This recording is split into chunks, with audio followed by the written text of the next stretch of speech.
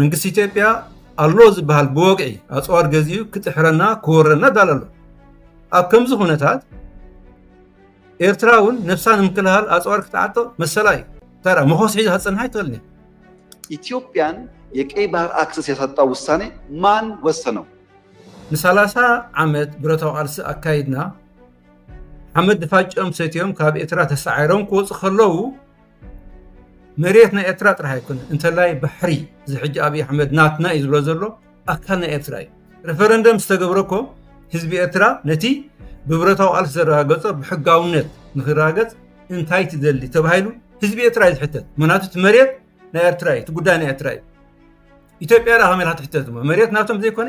እኛ እናንተ የምታውቁት የዛሬ 6 ዓመት 5 ዓመት ባህር ኃይል አቋቁመናል እና ምን እዚህ ውስጥ ነው ማይኑ ባህር አቋቁመ በነገራችን ላይ በየአመቱ ኢትዮጵያ 3 ሚሊዮን ሰው ገደማ ትጨምራለች በየአመቱ አንዳንድ ኤርትራ ትጨምራለች በየአመቱ ከማንም ጋር ግጭት ለማድረግ ፍላጎት የለንም ከገባን ግን ግልጽ ነው ውጤቱ አስተማማኝ አቅም ነው ያለን ማንም አያቆመንም ይሄ ግልጽ መሆን አለበት ማንም አያቆመንም ዛናይ አብይ አህመድ ተኸራ ኩናት ንተወልዕሲ ጠጠው ዘብለና ያለን ድማቲትና ያምከይና ባህር ሁነቶም ትብልሲ ናይ ሻድሻይ ወራር ናይ መንግስት ኃይለማርያም አዘኻኺራትን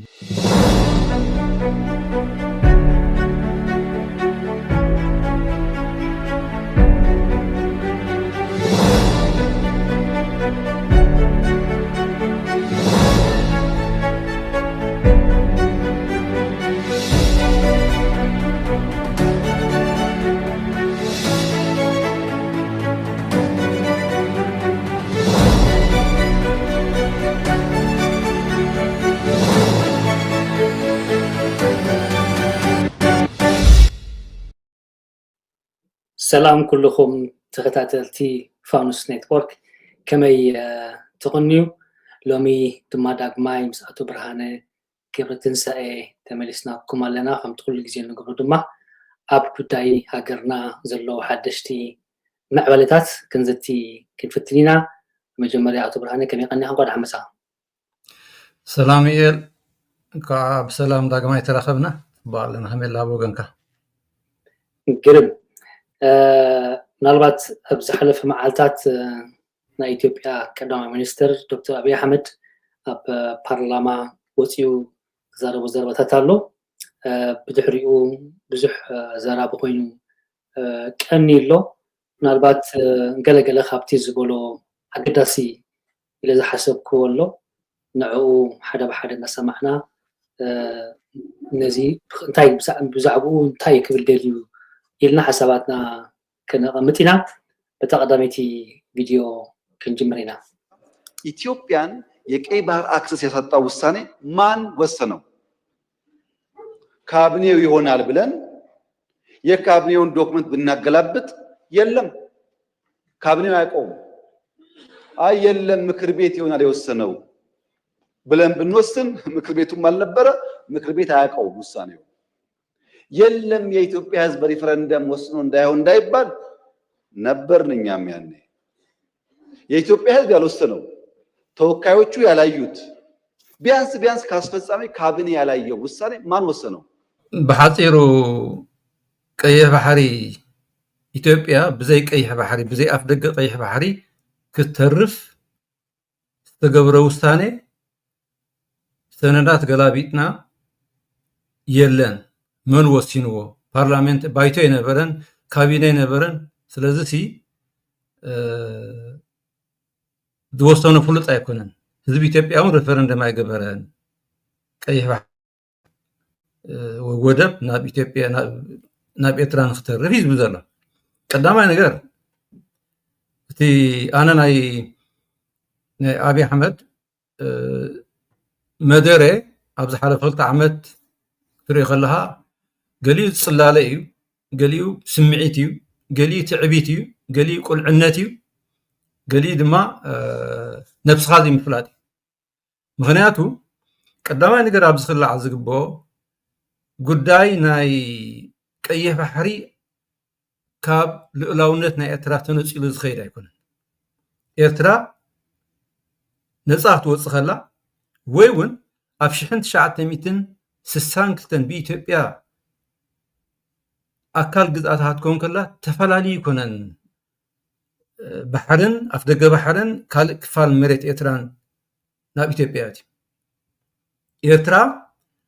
ኣብ ግዝኣት ኢጣልያ እንተላይ ክልተ ወደባታ እንተላይ ቀይሕ ባሕሪ ልዕሊ 1,000 ገለን ኪሎ ሜትር ምስ መሬት ናይ ኤርትራ እዩ ኣብ ትሕቲ ግዝኣት ናይ ኢጣልያ ነይሩ ካብ 1952 ክሳብ 62 ኣብ ትሕቲ ምምሕዳር ናይ ዓዲ እንግሊዝ ፀኒሑ ድሕሪኡ ብፌደሬሽን ምስ ተባሃለ እውን ኢትዮጵያ ብዓሎ ወይ ብዚርያ ናይ በዓል ኣሜሪካን ዓዲ እንግሊዝን እቲ ስማዊ ፌደሬሽን ፈሪሱ ኤርትራ ኣካል ኢትዮጵያ ኣካል ናይተን 14 ክፍለ ሃገር ተባሂሉ ስለዚ ኣብይ ኣሕመድ ዘምፀ ዘሎ ኣብዚ እዋን ዘረባ ኣብዚ እዋን እዚ ማለት እዩ ኢትዮጵያ ብዘይ ኣፍ ደገ ባሕሪ ንክተርፍ ዝወሰነ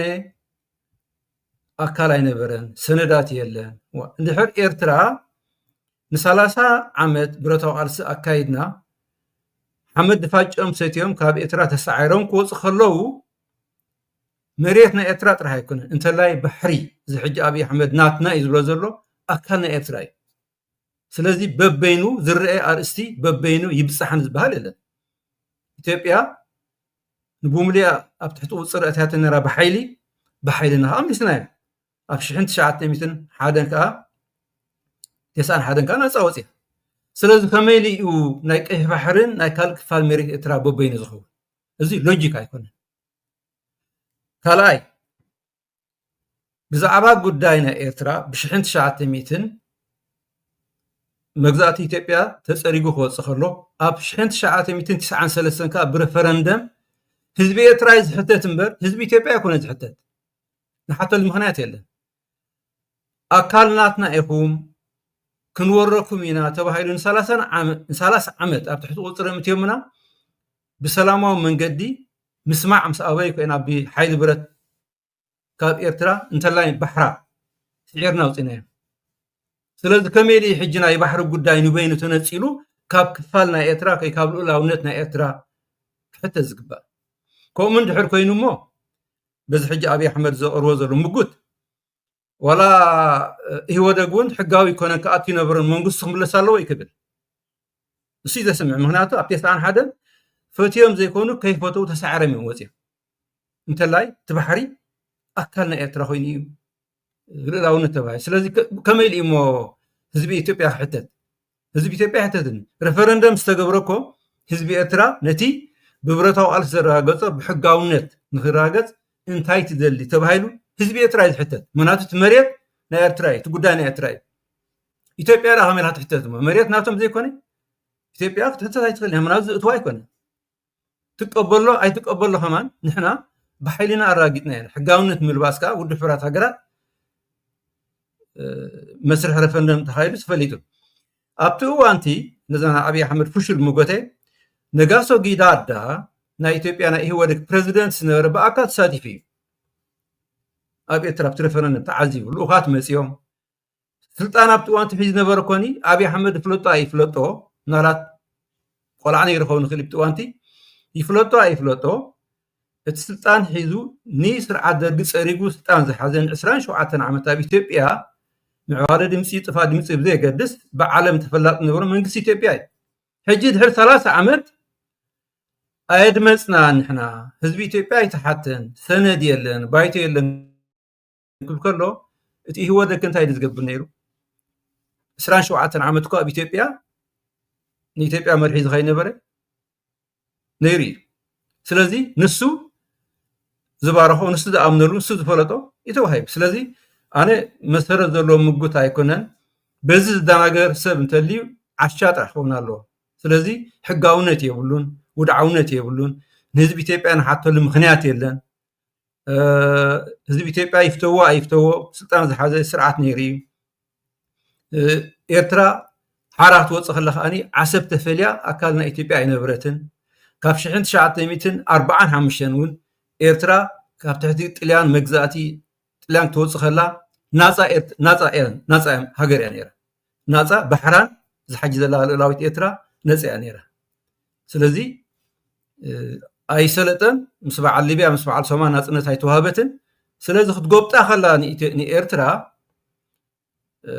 ባሕርን መሬትን ተፈላለዩ ይኮኑ ተዋሂብ ስለዚ ኣካል ኢትዮጵያ ኮይና ኣይትፈለጥን ዓሰብ ከኣኒ ኣካል ኤርትራ እምበሪ ተፈልዩ ድምፂ ዝወሃበሉ ንህዝቢ ኢትዮጵያ የለን ኣይምልከቶን ንሓተሉ ምክንያቱን የለን ስለዚ እቲ ረፈረንደም ዝተገበረ እቲ ድምፂ ዝተዋሃበ ንህዝቢ ኤርትራ እምበር ንህዝቢ ኢትዮጵያ ኣይኮነን እቲ ኣብቲ እዋንቲ ነበረ ንህዝቢ ኢትዮጵያ ወኪሉ ኣብ ስልጣን ነበረ ይወደ ከኣኒ ብወግዓውነት ንኤርትራ ነፃ ሃገር ልኡላዊት ሃገር ምዃና እንተለባሕር ኣሚኑላይ ግጭቱ በኋላ በኢትዮጵያና ኤርትራ መካከል ሰላም ሲፈጠር መጀመሪያ ነው ወደ አስመራ ተጉዤ በኋላ የኤርትራው ፕሬዝዳንት ወደ ኢትዮጵያ ሲመጡ የመጀመሪያው መድረክ ያደረግነው ሚሊኒየም አዳራሽ ነው። ብዙ ህዝብ አለበት። በላይቭ ቲቪ ሁላችሁ ወይ ነበራችሁ ወይ ሰምታችኋል። ካልሰማችሁ አሁን ገብታችሁ ዩቲዩብ ላይ ስሙት።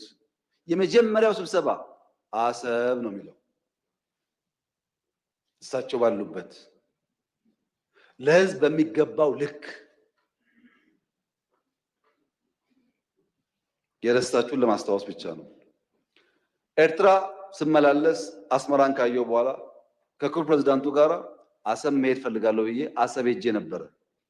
አሰብ ባህሩ ጋር ቆመን ያወራነው ምንድነው? ስለ ፖርት ነው። ተመልሳችሁ ማየት ትችላላችሁ። የት? ኤርትራ ምድር ውስጥ። ሶስተኛ የመደመር ትውልድ መጽሐፍ ላይ በግልጽ ጂኦፖለቲክስን አስፍሬ የአሰብ ጉዳይ አስቀምጬ ለኤርትራ ባለስልጣናት በስጦታ ልኬላቸዋለሁ። ሚስጥር እኮ አይደለም፣ ያውቁታል። ለሁሉም ልኬላቸዋለሁ። አራተኛ እናንተ የምታውቁት የዛሬ 6 ዓመት 5 ዓመት ባህር ኃይል አቋቁመናል እና ምን እዚህ ውስጥ ነው ባህር አቋቁመ ነው።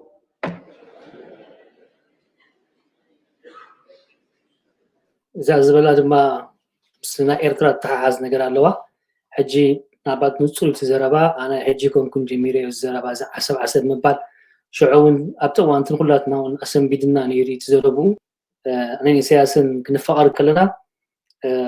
ዓሰብ ኢና ንካፈሎ ዓሰብ ይኸብልን ከሎ ብዙሕ ነገራት ኣብቲ እዋንቲ ዋእ ባህል ነይሩ ሕጂ ንዕኡ ተመሊሱ ንሱ ኣነ እኮ ካብ ቀደማት ሒዜ ብዛዕባ ዓሰብ ዝዛረብ ነይረ ይብል ኣሎ እሞ ኣብዚ ጉዳይ እዚ ኣመልኪትካ እንታይ ክትብል ትኽእል ብፍላይ ማለት ኣብቲ ሃገር ዘሎ ስርዓት ብዙሕ ነገር ክንሓምዮ ንኽእል ኢና ኣብ ገሊኡ ከዓ ከይነሓምዮ ንኽእል ኢና እንተዳ ኩለት ዘይብሉ ኮይኑ ግን ኣብዚ ዘረባ እዚ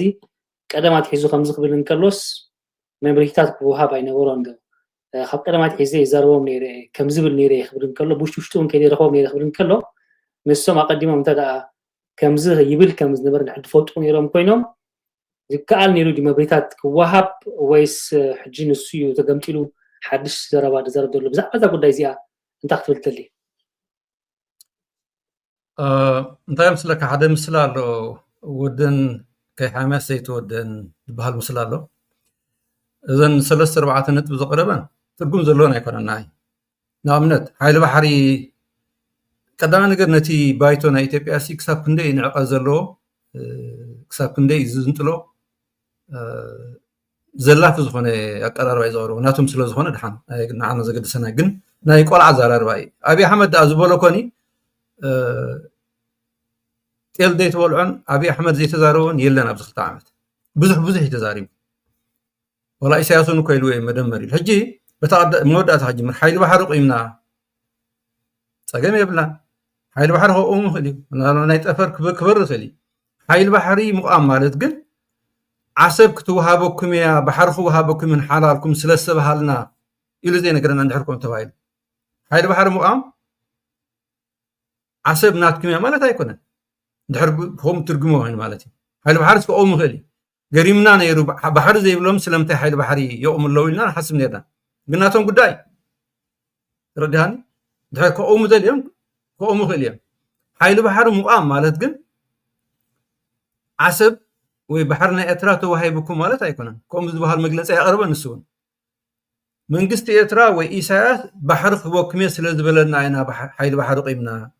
ዘይብል እንተኮይኑ ድሕር ከምኡ ኮይኑ ዳይሬክት ስለዚ ሓይሊ ባሕሪ ኮኖም ከለና ሲ ባሕሪ ከይሓዝና ኣይኮንናን ኣቂምና እዩ ዘሎ ما زي تقلص سام كسمع عبيل سلازي حيل بحري ناي مقام ناتنا بيزنس هيكون ناتمي أقيمه حيل بحر توهابيهم كا أي سمعنا كلاي تي مدمر تول مصحفين كلهم هي بيمي وا ناتكا قداي مدمرت بحال جيفت دي خايب كايم قبو دي خايب كايم نماني خايب كايو أبتي ناي مدمرت مصحفون بزخ زارب خلي كم وقت عاوز سممع قم كوسا راي كادني هي بيمي كرود أوه دليت ناتو قليس خوون خلي بزخ زارب خلي وقعي بحقي حيل بحري بحرنا إيرترانا عخمي زول مجلس إجن صاحبي أبي حمودنا يقربان عصب مالالس نيرة كتالي جمر أسلطان كابز كتالي عصب مالالس نيرة نبي ترى مالالس كلوسي نعصبنا على إيه يسوي ولا عرب ربع بلس خيدو كبلعون سيدون نيري ثلاث بلس كبلع عرب ربع خيد كلس عرب ربع نعم مالس هيكون ويابقى بس خيدي بس خيدو عدها له خيدو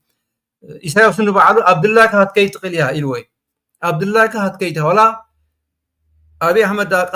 وصا قدام منيستر عثمان صالح تكين حتى انقص أيسسي أيتسنبدو بزح كوي تزريبو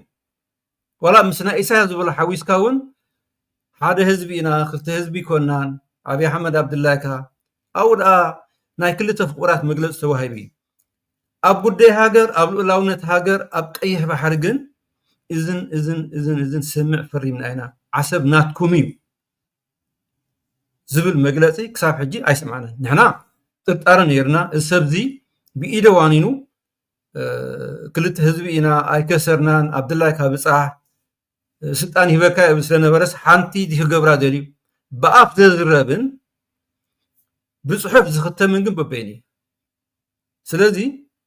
إذا عبي حمد زبالو انت إذا ما لخت ببورو انت راب سعوديا تراب قطر وياب كلاب سفالر ويا أديس أبابا ويا أسمرا بسمع زفرمن دحراليو يقلصنا انت زي كوني عبي أحمد نبعلو أدي نقوس كتكوني خائلات نون نيريلي سلازي نقوس نهوكوني نحن ترقم هجي سلازي عبي أحمد بزخ زارب خلي بحقاو من قدي بسممع زرعنا استقل صقين يل عبي أحمد نابزو مقلسيو عصب كمالالس أسمره مالالس كل هوكوني كرداكم الله حيل بحرقهم كنقوم كلنا خرداكم الله مدمر مصحف هياكم كل خرداكم الله انتاينا هندول المخابزي برقز عصب ناتكا يهمناكا انا فري منازبل صحف يقرب زلون بري قال من قدي بحقا مؤتاو وي كم عيا قزا فتحوا بعلهم زبلا زراربان هاي بزح نردات هذا اللي يكون دارقا درباي زي ناي نباقي درباي ترى يكون سي مالت كم زعينة دفرت كم زي كايو بعبي نتناتو بارلمنت نتناتو حزبي يو نعكاتي زلو اتناتو دفرت دما دارقا حلف زبليو كتري خلا خلو زبلو زاربو زلو حبجي زوانزي كتامنو دصقميو بزعبا انا كون بقى بحر زملكات وي كان تبانا ايرترا ناسنت زملكات وك مفلاين ايرترا زملكات زخونه يكون السنه دايرتكون إلو خزارب سأنيحو كن كم زول كياقا أب قدينا بحرق متسم كله انتاي سنة بلسي زغونا يقول هبنا كاينا زبحر زي زبولو زقربو ولا حان سنة كايلن كم زي بأفزانا خمزي جيرين أبتخيدا خمزي لومني أبتري أيوم نابلكا زي كون زراتاتيو زرب زولو مسؤو خال أسعلا بيلنا كلا خابس زبولو نينا نزرد لنا حان تخال الله تزربا زراب زعبا بزحي حزبي إثيوبيا كزرب نكلو نعاخا نسمعها በነገራችን ላይ በየአመቱ ኢትዮጵያ 3 ሚሊዮን ሰው ገደማ ትጨምራለች በየአመቱ አንዳንድ ኤርትራ ትጨምራለች በየአመቱ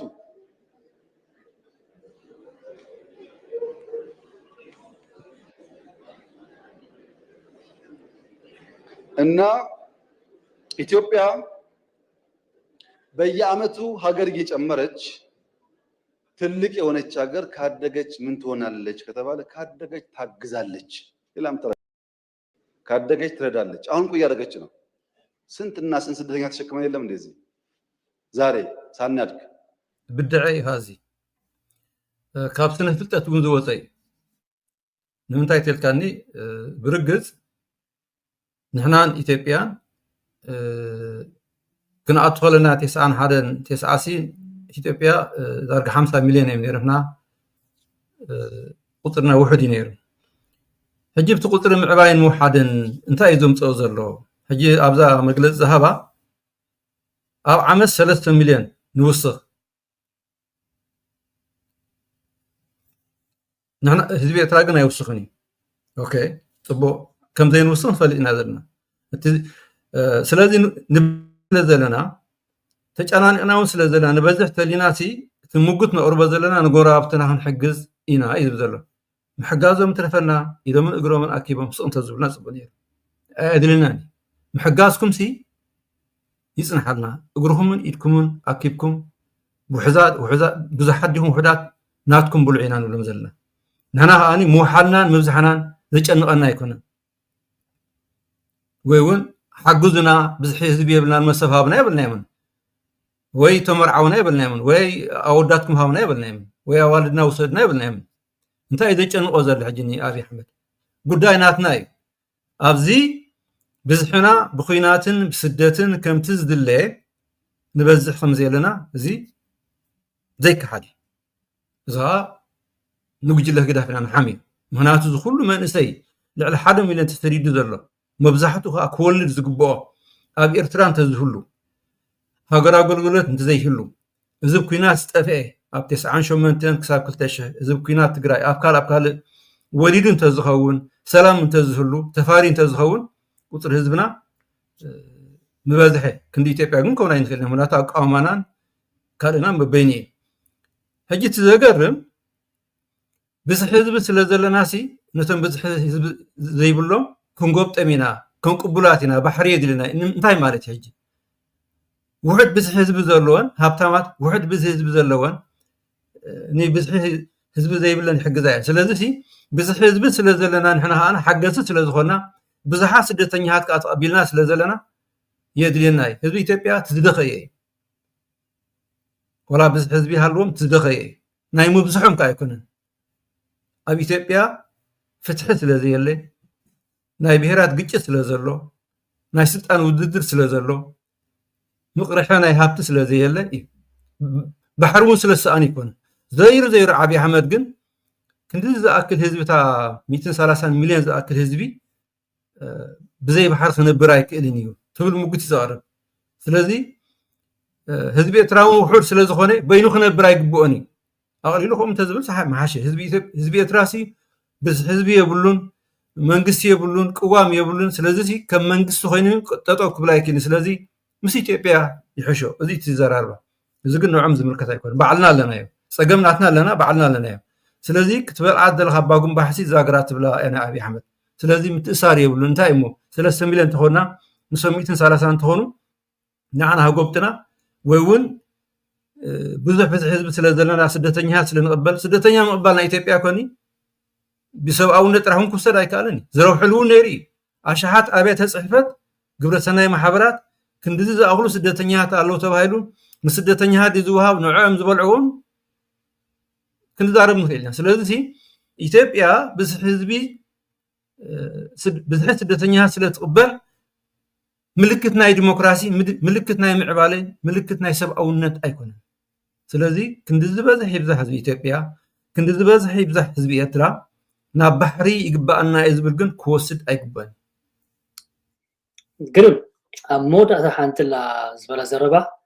نعاون نسمع يا موريتو كنبلا ቢሊየን ብር ቤት እንገነባለን ኮሪደር እንገነባለን ይሄ ሁሉ የሚያጓጓ ስራ እያለ ሰው ጦርነት ሊያስብ አይችልም ጦርነት የሚያስብ ስራ የሌለው ብቻ ነው እኛ የሚያጓጓ የምንተጋለት የምንለፋለት የልማት ስራዎች አሉ ከማንም ጋር መዋጋት ፍላጎት የለንም ለምን ውጊያው ከተነሳ የተከበረው ምክር ቤት ውጊያው ከተነሳ ውጤቱ ግልጽ ነው ውጤቱ ከዛ በኋላ የያይሰራም አሁን አለመጀመር ማለት ነው አሁን ውጊያ እንትና ያግዘኛል የሚባል ነገር ሰው እንዴት ዩክሬን እያየ ፓለስቲንን እያየ ስለማገዝ ያወራል ማንም አይሞትልህም ሞራል ይሰጣል እንጂ አይሞትልህም መጨረሻ የምትሞተው አንተው ነህ አያዋጣም ከበደ ያለ ተሰማ አለ የሚባል አያዋጣም። ከበደ ተሰማ 10 ጥይት ያቀብልሃል እንጂ መጥቶ አይሞትልህም። አየን እኮ በቲፎዞ ውጊያ እንደማይቆም እኮ አየን። እና አንፈልግም። ልማት ነው የምንፈልገው፣ ሰላም ነው የምንፈልገው። ከማንም ጋር ግጭት ለማድረግ ፍላጎት የለንም። ከገባን ግን ግልጽ ነው ውጤቱ። አስተማማኝ አቅም ነው ያለን። ማንም አያቆመንም። ይሄ ግልጽ መሆን አለበት። ማንም አያቆመንም። ዛናይ አብይ አሕመድ ፈኸራ ኩናት ንተወልዕሲ ጠጠው ዘብለና ያለን ልማትና ያምክን ከይና ባሕር ኹነትዎም ትብልሲ ናይ ሻድሻይ ወራር ናይ መንግስቲ ሃይለማርያም ኣዘኻኺራት ምክንያቱ ኣብ ሻድሻይ ወራር ቅድሚት ወግዓዊ ኩናት ምጅማሩ ስነ ኣእምራዊ ኩናት እዩ ኣብ ልዕልና ኣካይዳ ኣብ ልዕሊ ህዝቢ ኤርትራን ኣብ ልዕሊ ሰራዊትን ስነ ኣእምራዊ ኩናት ጋዝ ክንድርቢ ኢና ክነጥፎም ኢና ኣብ ኣስመራ ጎደናታት ታንክታት ረሽራሻት ደም ዝመልአ ጠራሙዝ እንዳደርበሃ ከክቦብ ዘመቸ ማለት እዩ ብስነ ኣእምሮ እቲ ህዝብናት ከም ዘድዕድ ገይሮም ማለት እዩ ካብ ናብ ባሕሪ እስከነጥሕሎም ኢና የተባሂል ነይሩ ብተግባር ግን ሓምሽሹ ተሪፉ ማለት እዩ ስለዚ ክንደይ ዓቐብ ዘይጠረጥና በለት ኣድጊ እታ ክንደይ ፈኽራ ዘይሰማዕና ሕጂ ዋላ እዚ ናይ 2 ዓመት ጎስጓስ ተሪኢኻዮ ሰልፊ ብልፅግና ባይዘወይ ክሳብ ልዕሊ 20 ሚልዮን ኣባላት ኣለዎ ኣባላት ናይ ሰልፊ ካብ ኣፍሪቃ ዝበዝሐ ኣባላት ሰልፊ ዘለዎ ናይ ኢትዮጵያ እዩ ሕጂ ብምሉኦም እዞም ጀነራላት በሎም ጥሮቶኦም በሎም ኣምባሳደራት በሎም ካድራት በሎም ኩሎም ዝጉስግስዎ ዘለዉ ሓንቲ እያ ዓላማ ከነጥፋኣኩም ኢና ብዝሒ ህዝቢ ኣለና ሰላም ግበሩ ተባሂሉ ብተሃዲድ ንማሕበረሰብ ዓለምን ንህዝቢ ኤርትራን ንሰራዊትን ከጥፍኡና እዮም ስለዚ ከይሓምተሉና ከለዉ ንግደፈሎም ወይ ኣብ ከምዚ ዓይነት ኮምፕሮማይዝ ዋጋ ዓደጋ ንእቶ እዚኣ እቲ ዓላማ ንሕና ግን ኣብ መሬትና ኣብ ልኡላውነትና ዋጋ ዓደጋ ክንገብራ ይንክእልና ኣካል መንነትና እዩ ሕጂ ኣብይ ኣሕመድ በቲ ሓደ ወገን ኩናት ኣይንደልን ኢና ንሕና ኣብ ልምዓት ኢና ዘለና እወ ንክንደይ ድኻታት ገዛውቲ ኣፍሪሱ ኣብ ጎደናታት ኣዲስ ኣበባ ኣሕምልቲ ተክል ከም ዘሎ ግራብ ተክል ከም ዘሎ ቤተ መንግስቲ ይሃንፅ ከም ዘሎ ብጥሜት ናይ ኢትዮጵያውያን ኣብ ትግራይ በሎ ኣብ ኦሮሞ በሎ ክንደይ ሰብ ይመውት ኣለዉ ናቶም ጉዳይ ስለ ዝኾነ ከዛርበና ይክእል ምናልባት ኣባራድ ይገድድን ክብል ይኽእል ግን ነቲ ዘምፅኦ ዘሎ ዘረባ እያ ዝምጉ ዘለኹ ኣብይ ኣሕመድ እዚ ናይ ልምዓት መደባት ኣብ ጎዳናታትን ዕምባባታትን ይተክል ኣለኹ ቤተ መንግስቲ ዝብል ዘሎ ብጥሙይ ብዕሩቕ ብጥሙይ ብሕሙም ናይ ኢትዮጵያዊ ዝገብሮ ዘሎ ስለዚ ህዝቢ ኢትዮጵያ ብጥሜት እንዳተላሓሰ ብቐረብ ትግራይ እንተሪእኻዮም ዝበልዖን ሰትየን ስኢኑ ብጥሜት እንዳመተ ብሕማም እንዳመተ ናቱ ኣምቢሽን ናቱ ድሌት ንምርዋይ ኣብ ጎደናታት ኣዲስ ኣበባ ቤተ መንግስቲ ኣግራብ ተክል ኣሎ መንሞ ተሓጒሱሉ ስለዚ እዚ ምስ መደባት ልምዓት ዝሕሰብ ኣይኮነን እንታይ ደኣ ምስ መደብ ምግያፅ ምስ ረኣይለይ ስምዑለይ እዩ ዝኸይድ ካልኣይ ልምዓት ደሊ ክሳብ ሕጂ ኮ ሰልፊ ብልፅግና እዩ ብዛዕባ ኩናት ከበሮ ናይ ኩናት ዝሃርም ዘሎ ክንጥሕረኩም ኢና ሰላም ግበሩ ንመፅእ ኣለና ኣፅዋ ንሽምት ኣለና ሓይሊ ባሕሪ ቂምና ኣለና ሚግ ገዚእና ኣለና እዚ ብሙሉ ዝበሃል ዘሎ ሕጂ ኢትዮጵያ እዩ ዝብል ዘሎ ብወገን መንግስቲ ኤርትራዊ ክግደፍ ክህብ ኣይተባሃልን ክሳብ ሕጂ ብግብሪ ተሪኻያ ብዘረባ ግን ልክ ከምቲ ናይ ሻውራ ዘይተባህለ ነገር የለን ሓንቲ ካዚኣ እንታይ ስነ ኣእምራዊ ኩናት ምክያድ ሰብ ክትርዕድ ዓለም ረኣይልና ወይ እውን ኣብ ዘይተደልየ ዋጋ ዓደጋ ገይርካ ከጥፍኡና የሚልካ ክትንብርከ ክትፈርሕ ክትርዕድ እዚኣ ሓንቲ ሕጂ ልምዓት ዝደሊ ብዛዕባ ኩናት ክፍክር ኣይግብኦን እዩ ስለዚ እንታይ ዝብል ዘሎ ንሕና ውግእ ኣየለናን እንተተጀሚሩ ግን ውፅኢቱ ፍሉጢ ከም ጋዛ ከም ዩክሬን ክንድምስሰኩም ኢና እዩ ዘሎ የሳልጠልካ ንሕና ግን ኩናት ኣይንደለን ኣብዚ እንታይ ዝርዳእካ መንግስቲ ኢትዮጵያ ወይ ሰልፊ ብልፅግና ብዛዕባ ህይወት ናይ ኢትዮጵያዊ ፋዕራ የብሉ ከምዛ ሕጂ ዝገብራ ዘሎ ቅድሚ ሕጂ ንወንበዴ ከነጥፎም ተባሂሉ ብገመድ ኣሲርና ነምፅና ተባሂሉ ኣብ ኤርትራ ዝጠፍኡ ክንደይ ኣዴታት ከም ዝሓዘና ንፈልጥ ኢና ምረት ኩናት ዝፈልጥ ኣይምስለኒ ኣብይ ኣሕመድ ብኣፉ ዝገልፅ ዘሎ ምረት ኩናት እታ ኣደ ህዝቢ ትግራይ ህዝቢ ኦሮሞ ህዝቢ ኣምሓራ ስለዚ ብግቡእ እንድሕና ኢትዮጵያ ኣብ ልምዓት ኢና ዘለና ኣብ ኩናት የለን ባሎ ኢትዮጵያ ግን ኣብ ኩናት እያ ዘላ ولا مس إيرترا أنت زي كونه أو وش إثيوبيا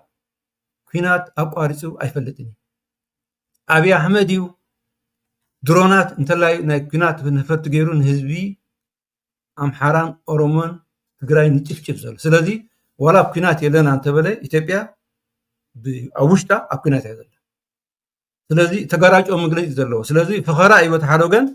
ከነጥፋኩም ኢና ትምክሕቲኡ ኣብ ልምዓትና ዘለና ብላሎ ኢትዮጵያ ኣብ ልምዓት ኣይኮነ ዘላ ካብ ዓለምታ ዝኸፈ ዝደኸየት ብኩሉ ድሕሪ ተሪፋ ዘላ ኢትዮጵያ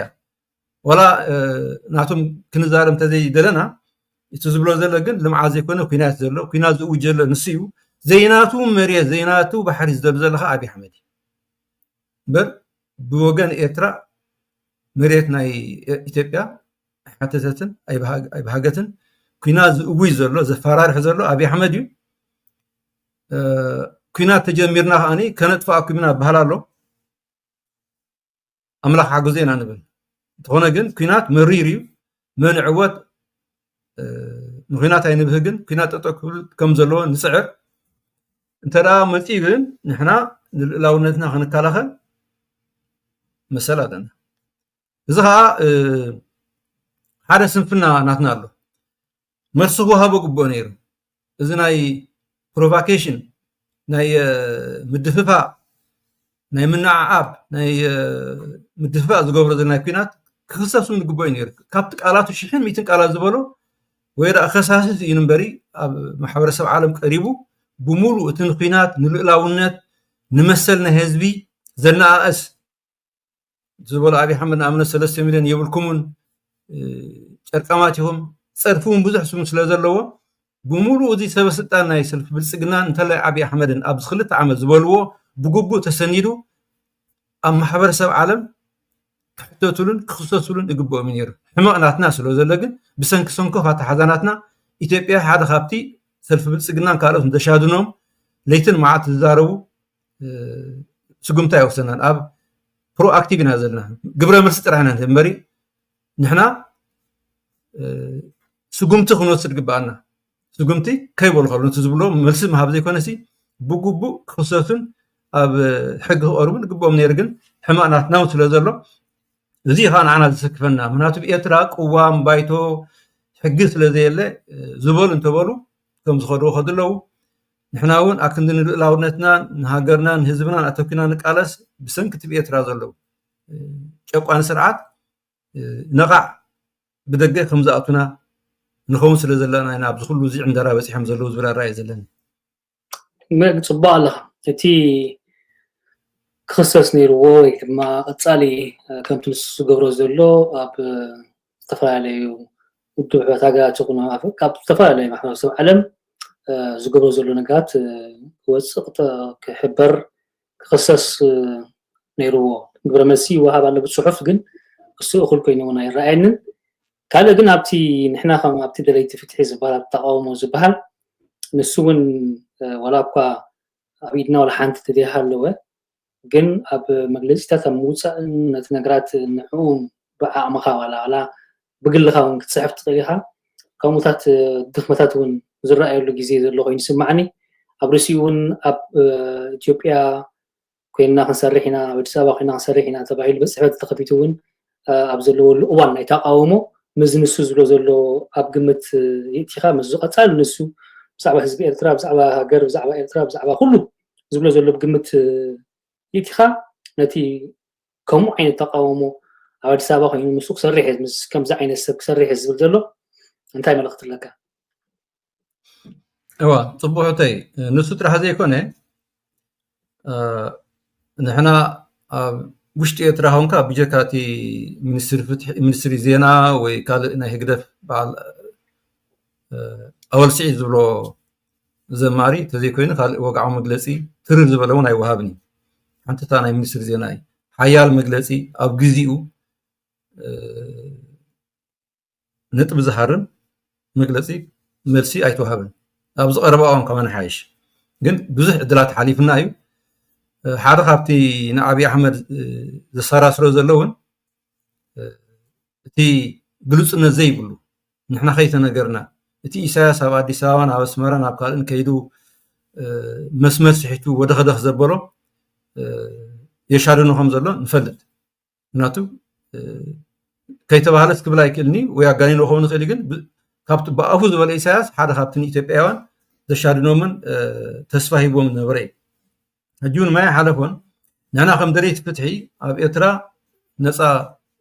ሓሳብካ ምግላፅ የለን ኣብ ደገ ዘለና ግን ከም ደለይቲ ፍትሒ ከነስተውዕለሉ ዘለና ልእላውነትናን መሬትናን ህዝብናን ምስ ህግደፍ ዝዛመድ ኣይኮነን ንህግደፍ ፀሊእና ኢልና ንህግደፍ ተቃዊምና ኢልና ንህዝብናን ልእላውነትናን ኣብ ሓደጋ ዝእቱ መርገፂታት ክንወስድ የብልና ንኣብነት ናተይ ውልቃዊ መርገፂ እዚ ኣብ ትግራይ ጄኖሳይድ ተፈፂሙ እዩ ዝብል መግለፂ ቀፃሊ ወፂኡ ኣሎ ሰራዊት ናይ ህግደፍ ወይ ሰራዊት ናይ ኤርትራ ኣብ መሬት ኤርትራ ወይ ኣብ ህዝቢ ኤርትራ ምስ ህዝቢ ኤርትራ ኮይኑ ወጊኑ ንህዝቢ ኤርትራ ይከላኸለሉ ከም ዘየለ ንፈልጥ ኢና ምክንያቱ ንስርዓት ህግደፍ እዩ ስልጣን ዝዕቅበሉ ዘሎ ክዛረቡን ኣይክእልን ተቃውሞ ተራእዮን ሰምዑ የለን ሕጂ ኣብ ኤርትራ ገበናት ፍፀም ስለ ዘሎ ሰራዊት እንተዳ ናብ መሬት ትግራይ ከይዲ ገበናት ክፍፅም ከም ዝኽእል ርጉፅ እዚ ኣብዚኣ ንዓይ ኮንሰርን ወይ ተሓስበኒ ግን እቲ ካብ ናይ ካልእ ማዕከናት ዜና መፂኡ ዲቴይል ብዛዕባ ሰራዊት ኤርትራ እዝን ገይሩ ተባሂሉ ክሳብ ወግዓዊ ብዝምልከቶ ኣካል መደምደምታ ዝወሃበሉ ንሕና ቅድመ ፍርዲ ክንህብ የብልና ምክንያቱ ይብፅሓና እዩ ንህግደፍ ከንሕምም ንህግደፍ ከነቃልዕ ኢልና ንዓና ልእላውነትናን መፃእ ወለደናን ዕዳ ዝገድፍ መርገፂ ሪከርድ ክንገብር ኣይግባእናን ክንጥንቀቕ ኣለና ሕጂ ኣብዚ ኣነ ሕጂ ገበናት ኣይፈፀምን ኣይክንክን ዘሎ ገበናት ተፈፂሙን ኣይተፈፀመን ዕላዊ መግለፂ ብኣህጉራዊ መለክዒ ብኣህጉራዊ መግለፂታት ዝቐረበ ፀብፃብ መልሲ ዝተዋሃቦ የለን ስለዚ ኣብዚ ክንጥንቀቕ ኣለና ፅባሕ እውን ምናልባት ኩናት ኩላዕ ኽእል ብኸመይና ክንሕዘን ኢና ነቲ ኣካል ህዝብና ዝኾነ ነቲ ተገዲዱ ተስፋ ስኢኑ ዝቃሳቀስ ዘሎ ሰራዊት ዲና ተስፋ ክንቦ ወይ ሞራል ክንወድቆ ስለዚ ክንጥንቀቕ ኣለና ኣብዚ ቀረባ እዋን ሰምዕ ሕጂ ነይረ መግለፂ ሻዕብያ ፅዋር ገዚኡ ከምዚ ገይሩ ንብል እንታይ ኢና ንደሊ ዘለና ኤርትራ ቅድሚ ሕጂ እውን ኢለያ ነይረ መንግስቲ ኢትዮጵያ ኣሎ ዝበሃል ብወግዒ ኣፅዋር ገዚኡ ክጥሕረና ክወረና ዳል ኣሎ ኣብ ከምዚ ኩነታት ኤርትራ እውን ነፍሳ ንምክልኻል ኣፅዋር ክትዓጥቕ መሰላ እዩ ታራ መኾስ ሒዛ ክፀንሓ ይትኽእልኒ እንታይ ኢና ዘሎ መኾስ ወይ ሴፍ ሒዙ ክፀንሕ ስለዚ ሪያሊስቲክ ኣይኮነ እዚ መግለፂ እዚ ኩናት ንፀልእ ኩናት ተወሊዑ ህዝቢ ከም ዝሃልቕ ንፈልጥ ንሕና ዝያዳ ከም ንህሰ ንፈልጥ ግን ክወረካ ባሕርኻ ክወስተ እንዳተባሃለ ኣይትዕጠቑ ኣይትዳለዉ ኢልካ መግለፂ ክትባ ይትኽእልኒ ስለዚ እቲ ንፀልኦን እቲ ንቃወሞን ካሊእ እዩ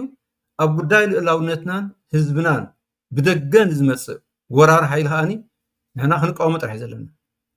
እዚ ማለት ግን ህግደፍ ይቐፅል ኣብ ስልጣን ማለት ኣይኮነ ስለዚ እታ ደጊመ ዝብላ ህግደፍን ልእላውነትናን ህግደፍን ህዝብናን በበይን እዩ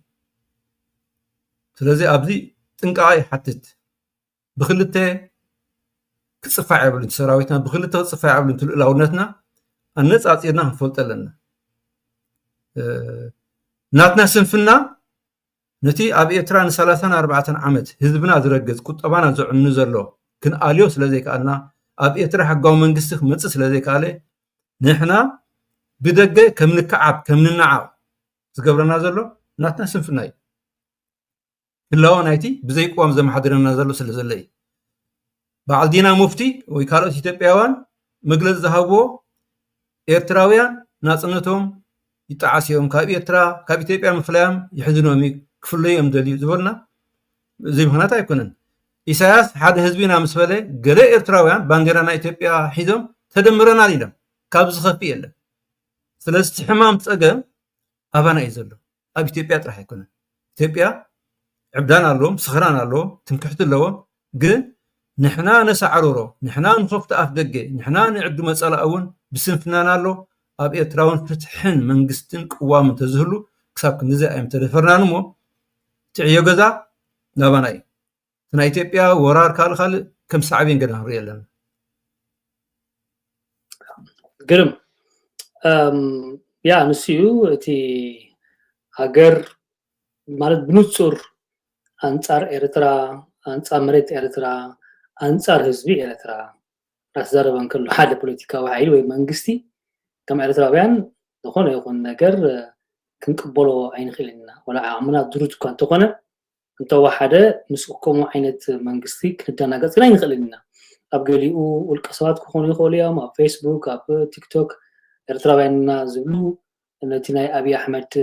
سجنتي زدنقو تتابعو كم صبق جيرام كقربو زفتو زرعي سبات هالو إذا دم أنا إرتراويان ولا تم فتح ندلون حمقشن كهب إيزي فتن أبقلي أون كون الكاز قبل كخون غير أبقلي بعشنات كخون غير بزي قدسكن نتي إرتراوي فتحي أميون نويح عمتات سكالس زلو شمو زبالاشي زخو مهنياتو حزبها أبوش تعد زلو نعاخا يوم زريو خاملتي يوم حواتك رأيو كم زبلو خالو ولا طفاء بلو خالو ولا المساخا نعاخا طفاء كاز دلدلو أجوها بلو ولو جيت بوس منيعت هاي تفترني أبوش تعدو خينو زلو من إساي تفئيو كت مريتك خوص دقي كطفاء كاخد مساكا نزبلو زلو منقستي أنا خام حدا إرتراوي مساخا تيليو نتبي إرترا زلو حوي تصبق شماي تصبق نقراي ملقتي كونن إذا دما أمونغنا أمونغ إرتراويان بحاكشة زي متأممان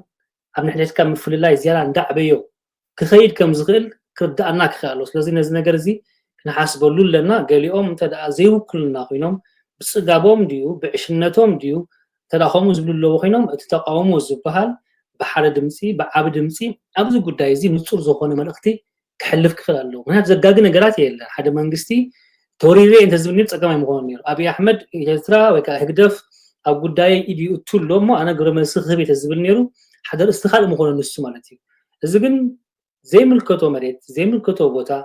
ناتيو اندابله نفارحن كلو كنات كغبر اندابله انكلو على حزب ارترا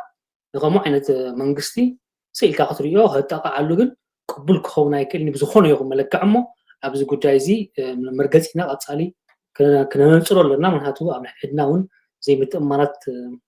كيف تأمانتي حانتي درس أخوابتا زحتت كاني نصر كون أبز وانزي أبي تبيا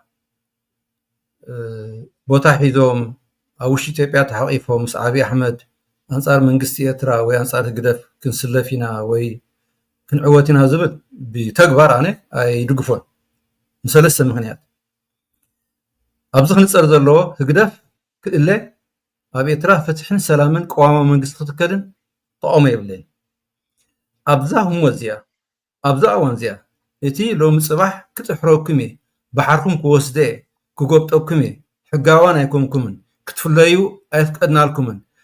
لألاوناتكم كنمنطلينا زبلنا سب كونكا تقالس مفتان مالت نديخا زعمص أسب مفقار مالتي نديخا زوسده نديخا بحيل زوسده اب غزها زاتو سبسي مساخ سرح من الملام يتراه مخنياتو ثلاث نغيرين ابزان خسر حده مستي كورر يزبهزل حزب انترا كون يلكا تبي يترازل زبز حسبك امنك يكلي كاوي هات مصر الله بدت عنا لهم ني بحرنا خوسن دا تبال لهم صبح حسن دغنا مسو خوينم خميدم كسر ስለዚህ አውቶማቲካሊ ምስ ውሽ ዘለካ ዝምድና تسفى هاتورص زلها كلاي اوشتن امو غدريت فتحي منات كوروكمين اندابله كطفاكمين اندابله تملكها مسو خسر اتغزين اتبوتان مچ ايكون ثالثاي ابي احمد نايب حق ديو امينو فتحونت ناي حزب اتر امينو طعامتي ملميلو ابي ترى سلام كنقصر هذا نو بعلو أبز مجلس ذهبوا أنا تيرول بزعبان هاتناتنا ربحا خمزي يبلو مسانا خنبر كم زي دلي እቲ ንተቃዋምቲ ኤርትራ ክድግፈ ዝብል ሕጂ ዓሰብ ንዓፋር ፈሊና ኣብነት ምስ ዓፋር ናይ ኢትዮጵያ ናይ ጅቡትን ሓዊሱ ባሕሪ ንክረክብ ዝጉስጉሶ ዘሎ እዩ ስለዚ ሓልዩ ስለ ዘይኮነ ኣብዚ እዋን እዚ ንልእላውነትና ዝደፍር ኣብ ዋጋ ዓረጋ ዘእቱ ዳ እምበሪ ናይ ብሓቂ ኣብ ኤርትራ ንዘሎ ሽግር ፈታሒ ሽግርና ክኸውን ኣይክእልኒ ፈታሕቲ ሽግርና ንሕና እምበር ኣብ ውሽጢ ኢትዮጵያ ኮይና ብኢትዮጵያ ገና ሽግርና ንፈትሕ ኢልካ ምሕሳብ ኣነ ግብራዊ ኮይኑ ኣይስምዓንን እዩ ኣብይ ኣሕመድ እውን ክትኣምኖ ይትኽእልኒ ኢኻ ፅባሕ ንጎ ዋላ ምስ ኢሳያስ ተዓሪቑ እውን ግዳይ ኢኻ ትኸውን ስለዚ እቲ ብዚ እዋን እዚ ኣብ ውሽጢ ኢትዮጵያ ኣብ ውሽጢ ክበልዓኩም እየ ዝብለና ዘሎ ኣብ ውሽጢ ጎረርኡ ኮንካ ንክሕፀካ ቁሩብ ተሪፉ ከሎ ክትምለስ ኣይትኽእልኒ ኢኻ ንደገ ኦልሬዲ ኣብ ኮራርምቱ ይሕይኸካ እዩ ዘሎ ስለዚ ክውሕፀካ እምበሪ ተፊኢ እንተውፃካ እውን ምዉት ኢኻ ክትከውን እምበር ሂወት ዘለካ ክትከውን ኣይትኽእልና ስለዚ ንዋጋ ዓዳጋ ሓድነትና ንክበታትን ኣብ ዓፋር ንሪኢ ኣለና ብግብሪ ይዕጥቕ ኣሎ ኣንጻር ሰራዊት ኤርትራ ኣንጻር ልእላውነት ኤርትራ ሕቶ ክህልዎም ይኽእል እዩ ስለዚ ናትና ኣይኮነን እቲ ኤርትራ ዘሎ መንግስቲ ንዓና ዝውክል ኣይኮነን ይኹን እምበር ንክወረኩም እየ ዝብል ኣብዚ እዋን ሎሚ ፅባሕ ዝብል ዘሎ ምስ ኮይትካ ምስራሕኒ ግብራዊ ኮይኑ ኣይስማዕንን እዩ ስለዚ መጥፊ ግዜ እዩ ንዓና ምህለኺና እዩ መነፀሊና እዩ እንደገና ሓድነትና ዝበታትን እዩ ተስፋ ነቲ ህዝብና ዝቆርፅ እዩ ምክንያቱ ጥዑይ መንግስቲ እንተዝኸውን ናይ ብሓቂ ንህግደፍ ንክወድቕ ወይ ንክቕየር ንናሓስየሉ ምክንያት የለን ያ ናይ ብሓቂ ከምቲ ዝበልካ እዩ ጥዑይ መንግስቲ ጥዑይ ጎረቤት ተዝኸውን ነይሩ እሞ ከዓ ንህዝቡ ዝኾነ መጀመርታ ኣብ ገዛኻ ትጀምሮ ዝኾነ ነገራት ኣብ ሃገሩ እውን ፅቡቅ ሽም ዘለዎ ኣብ ሃገሩ ፍትሒ ዘለዎ ኮይኑ ሽዑኡ ኣብ ጎረቤቱ ዘሎ ዓማፂ ስራሕ ወይ ዓማፂ መንግስቲ ክእለ እንተዝተሓባበር ሓንጎፋ ኢልካ እውን ክትቅበሎ ትኽእል ምክንያቱ ፍትሒ ሰላም ደሊኻ ማለት እዩ ካብ ፅቡቅ ነገር ተበጊስካ ኣብ ዓዱ ፅቡቅ ገይሩሎ ትምኒቱ ብዛዕባ ጎረቤትካ ፅቡቅ እሞ ምስስ ክትሓባበር ትኽእል ኢኻ እውን ክበሃል ይከኣል ነይሩ እዚ ግን ኣብ ሃገሩ ዓመፅ ተኺሉ እንዳኸደ ኢልሹ ከዓ ንኤርትራ ሕማቕ ነተመነየ እንከሎ ምስ ከምዚ ዓይነት ሰብ ወላ ሓንቲ ዘራኽብ ነገር ክህልወና ኣይክእልን እዩ ዓመፅ እዩ ዓማፂ እዩ ምስ ዓማፂ ኮይንካ ዝመፅእ ፍትሒ ከዓ የለን ደጊመ የመስግን ስለዝነበረና ግዜ ኣብ ቀፃሊ እዋን ብኽል ኣርእስቲ ክሳዕ ንራኸብ ናይ ሎሚ መደብና በዚ ክንዛዝም ኢና ብሩኽ ምሸት ክብረት ሃበለ ይበል